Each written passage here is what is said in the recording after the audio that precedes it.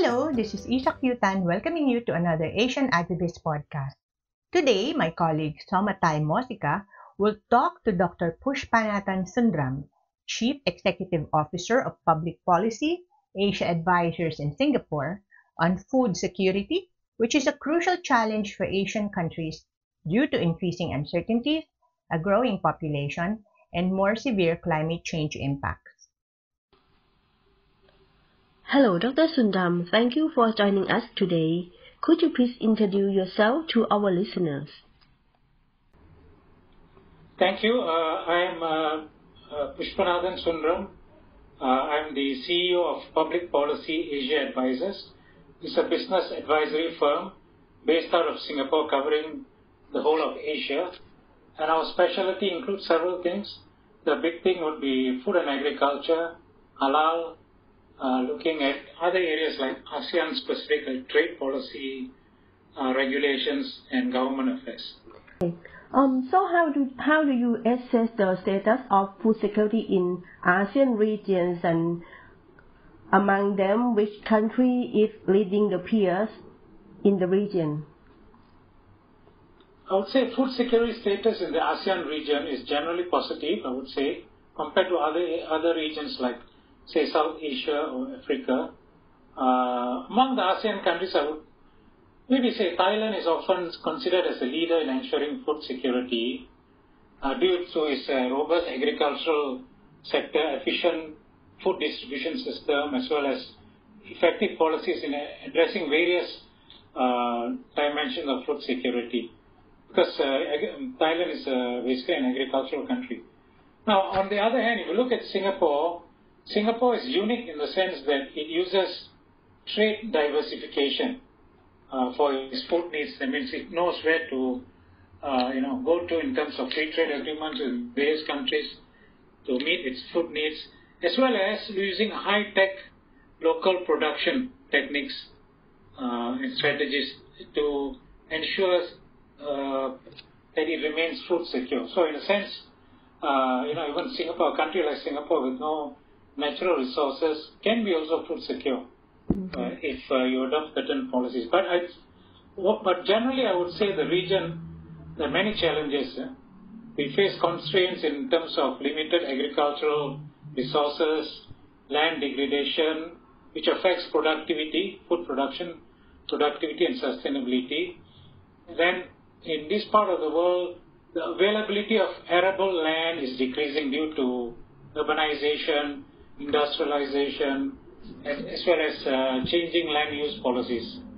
Besides that, the pressure on land and water resources have come to a point, I would say, where the productivity of key agricultural systems are becoming polarized with large commercial holdings dominating agricultural land use, causing some form of fragmentation of smallholder farmers who concentrate on subsistence farming.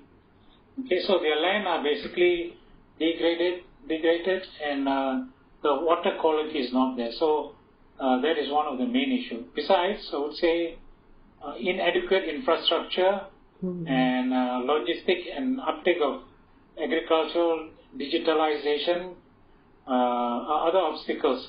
We need those actually if you really want to have an effective and efficient food supply system, especially after the post-COVID-19 pandemic. Another big area after the COVID pandemic is, I would say, is the weak transportation networks, insufficient storage facilities, inadequate post-harvest management systems, which contribute a lot to the post-harvest loss and food wastage.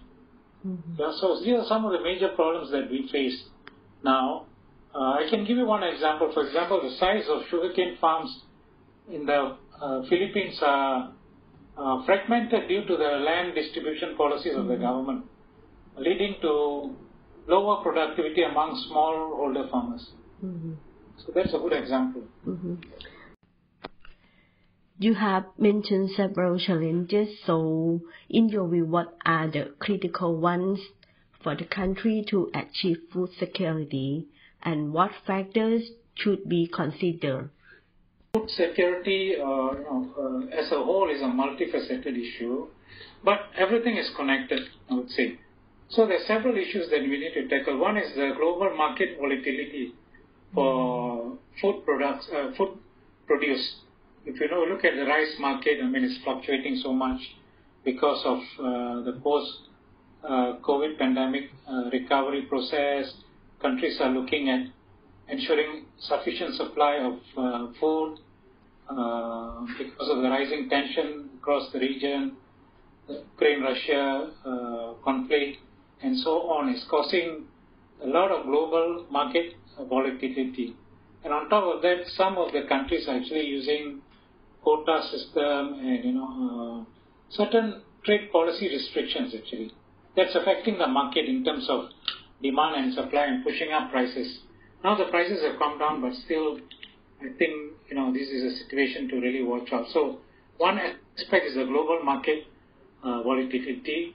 Then looking at the other areas, resource constraints, as I mentioned, the land use policy, urbanization, and so on, and then the soil erosion, the land degradation, the competition for water resources, for human use, for agricultural use, and so on, as well as the impact of climate change as a whole is affecting Southeast Asia very much.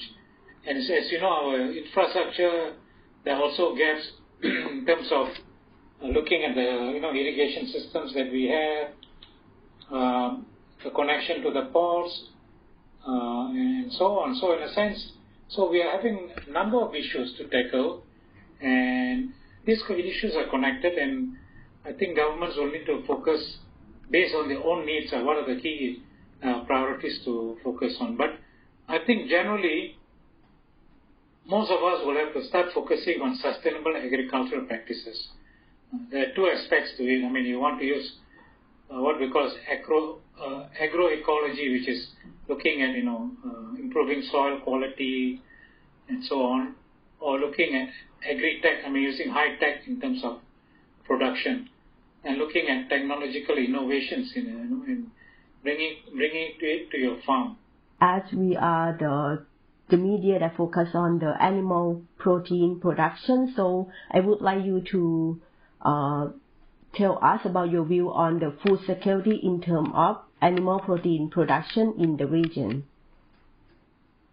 I think, food security, both on the livestock side as well as the human side are important, because as you know, in Asia or in Southeast Asia too, the demand for meat consumption is growing, right? That means you need to have more livestock production. So how do you do that? Of course, I think for better livestock production, you need to find a way to do it sustainably, because livestock, as you know, there's ammonia emission and greenhouse gases emission. So we need to really look at how do we manage that, as well as food waste. As we grow the sector, we need to really look at this particular issue, and of course, providing them feed. Actually, how do you? So you need to look at other ways of producing feed for animals, and then looking at also on the human side, right? We need to produce the food for the humans. Both agriculture as well as meat resources. I think the governments must have a strategy to manage both, I would say.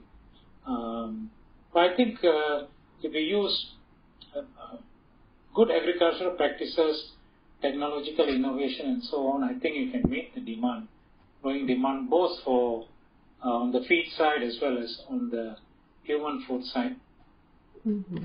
But I think what is important is diversification of the food sources, right? Because apart from rice and maize, which is the main food for Southeast Asia, the other crops actually, local crops like cassava, sorghum, and so on, they are also can be used.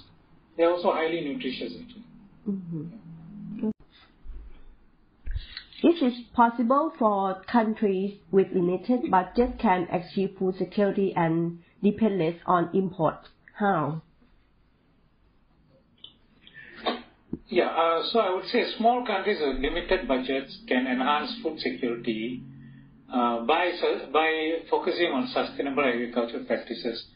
Like, for example, agroecology is a cheaper way of doing things in terms of ensuring your reducing soil erosion, making sure your soil is good quality, and re-engineering the soil and so on. Of course, there's also the agri-tech way, which is much more expensive way of looking at technology to produce agricultural products. So it all depends on the budget of the country.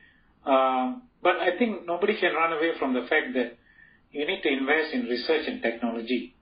But it doesn't need to be expensive. So you need to understand what technology your country will need and your farmers are comfortable with, and then you customize the technology for their local use. Of course, the other area will be diversifying trade for small countries, especially because if you don't have natural resources, then the only way to look at is how do I diversify my food trade. That means I don't buy from one or two countries, but I buy from the world, so that you reduce your costs, as well as if certain countries take a nationalistic policy, then you have other options to look at. But for that, you need to also have good supply chain connections, so that you are able to get the food quickly. At the same time, I think for small countries, they have the opportunity to reduce food waste. Waste, because they don't produce much, but after consumption, a lot of food waste. So how do you reduce it, or how do you recycle it for other use? So that will be another important area. And then focusing on protein quality. That means you have a small population, but you can focus on high micronutrient food that you can take. Now, some of the countries are already looking at insect food. Actually, if you look at insect food, black soldier fly, they are very highly nutritious. Actually, they give you more protein than meat, say from beef. So that's one thing to look at. I think some of the countries are looking at. But interestingly, also, if you're looking at the competition of food between livestock and humans, right? So insect feed could be one of those things. Already, I think some countries I know in Thailand and Malaysia and all that are looking at doing it. So insect could be a feed for animals, actually, and there's already being produced. So that will actually release more food for the humans. But of course, insect feed need to be also monitored, because you need to produce it in a sustainable way, in a safe way, actually. So what the insects eat also need to be monitored. Like in the EU, they have a very strong and stringent policy about what you feed the insects that become food. Okay, so but that's a possible way to go. I wanted to share with you, two examples, right? Small countries which has been able to stay food secure. As a comparison, one was able to stay as a food secure, and the other one a bit less. So, for example, Singapore has 6 million people. So it in the 2022 Global Food Security Index, Singapore came out 28 out of 133 countries surveyed. It has a very low rate of children stunting and underweight. How Singapore did it is because there's a very good food safety net program. It really focuses on trade diversification for this food. It has efficient supply chain, and it has good water and land use policies. So in a sense, it's able to manage its food needs. Then on the other hand, if you look at Laos, pretty much about similar population, 7.5 million. But it's 81 out of 113 countries under the Global Food Security Index of 2022. Now this is due, basically I would say, due to the lack of good food safety program. What I mean is, if there's a crisis, then I think Laos has an issue about providing food for its people, actually. And then Laos is also prone to disaster, and there's no good disaster management strategies. They have these strategies, but I think they need to really look at improving it.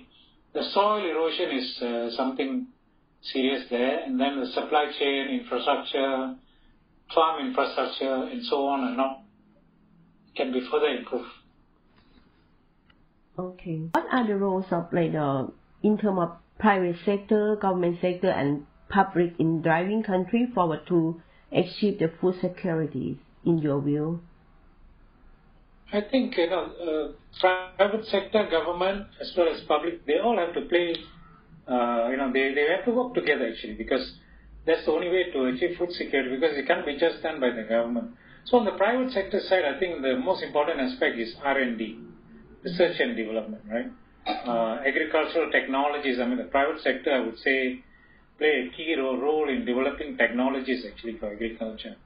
Be it on the livestock sector, I mean, like animal health vaccines, reducing diseases and so on, or looking at water management technology, digitalization of water management, AI technology, and so on.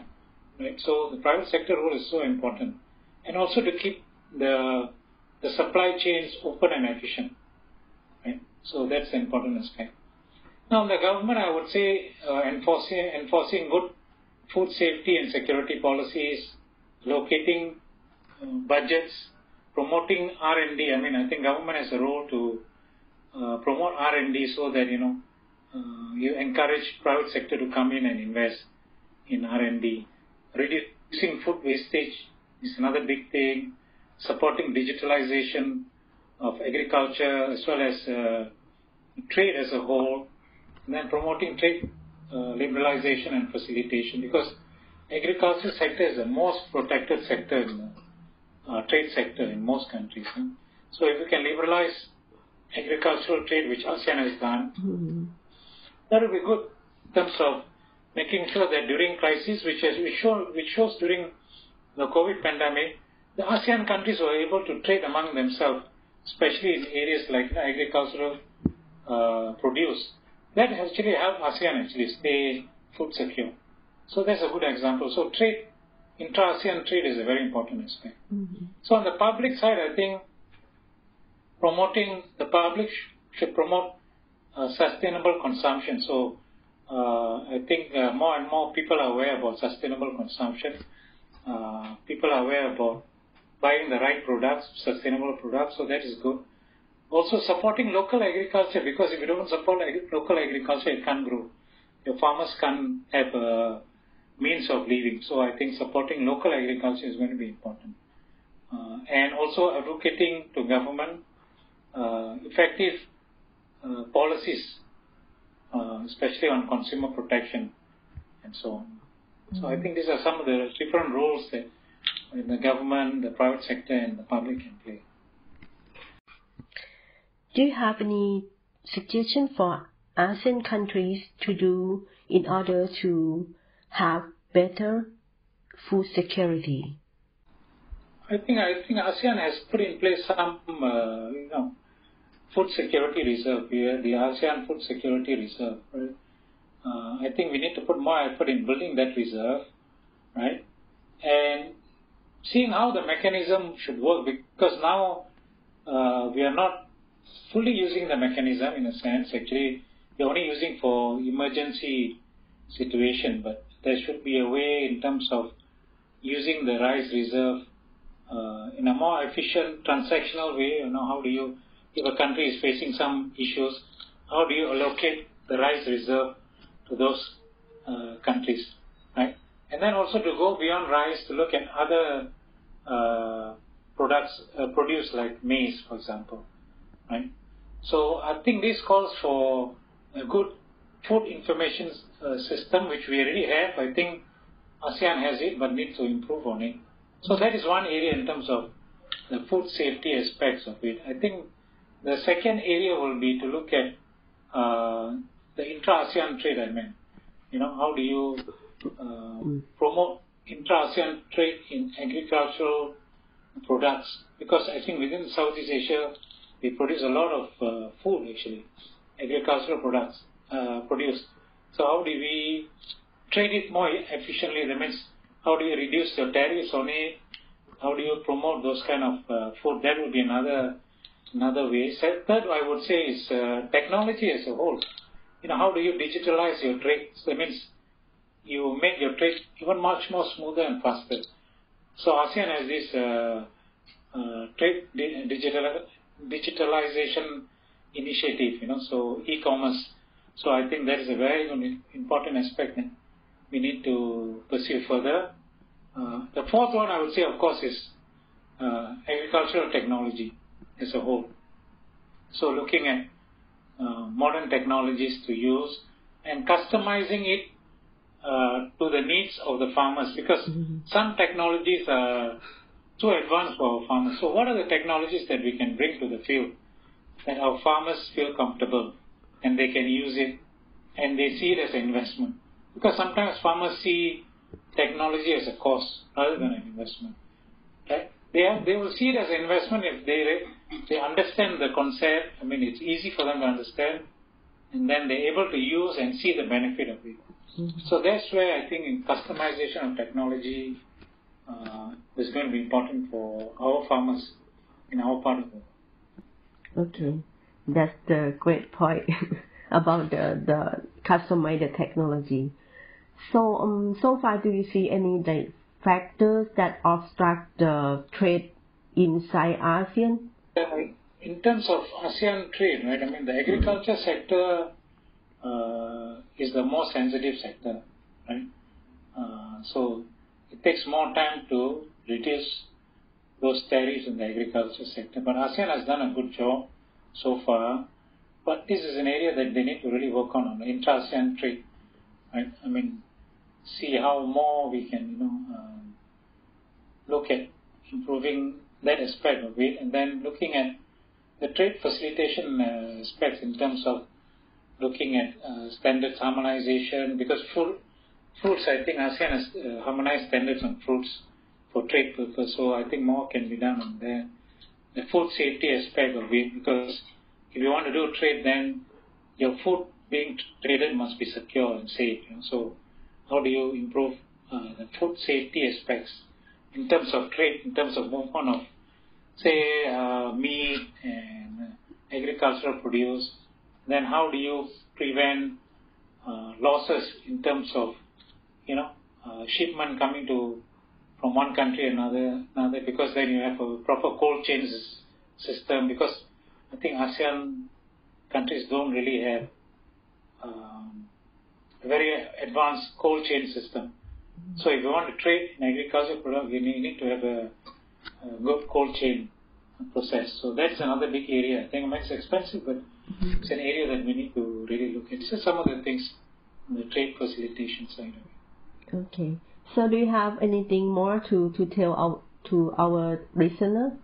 So when you look at food security, I think we must look at food safety as well as sustainability from the production side.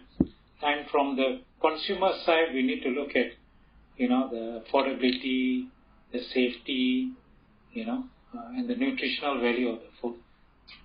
Right? So I think this is the important aspect, so that it comes from a two different angles. And the approach to tackling food security, it all depends on the country, because different countries have different issues and priorities, right? So you cannot say that, every country must follow a standard policy. I mean, it all depends. What is your need and what is your preference, and your political system that you have. So it all depends. So, like for example, Indonesia is a big country, about 270 million people. Singapore is a small country, about 6 million people. So the strategy will be different. So Indonesia, they need to really look at self-sufficiency, because they have a big population. Yeah, because trade will not be able to meet the demand of the Indonesians for food. So self-sufficiency is a very important policy. In the case of Singapore, it's a small country, so it can have a balance. So Singapore has this 30 by 30 initiative. 30% of its nutritional needs will come locally, and then, by 2030. So the 70% will be from other sources, from exports, from imports, and so on. So trade is an important aspect, lifeline of Singapore. Trade is also important to Indonesia, but self-sufficiency, food self-sufficiency is more important because of its huge population. So in a sense, it all depends. What strategy you adopt depends on where you are, what system you have, and your population size and your needs, I would say. So it's a very diverse situation. Within 10 countries, while we try to harmonize many things, but there are many diverse and multifaceted issues to handle. Okay. Thank you very much, Dr. Sundram, for joining our podcast today. Thank you. Thank you for listening, and we hope you gained some important insights from this podcast. Please subscribe to the Asian Agribiz channel on Spotify, Apple Music, or wherever you get your podcasts. For more information on Asia's animal protein industry, please visit www.asian-agribiz.com.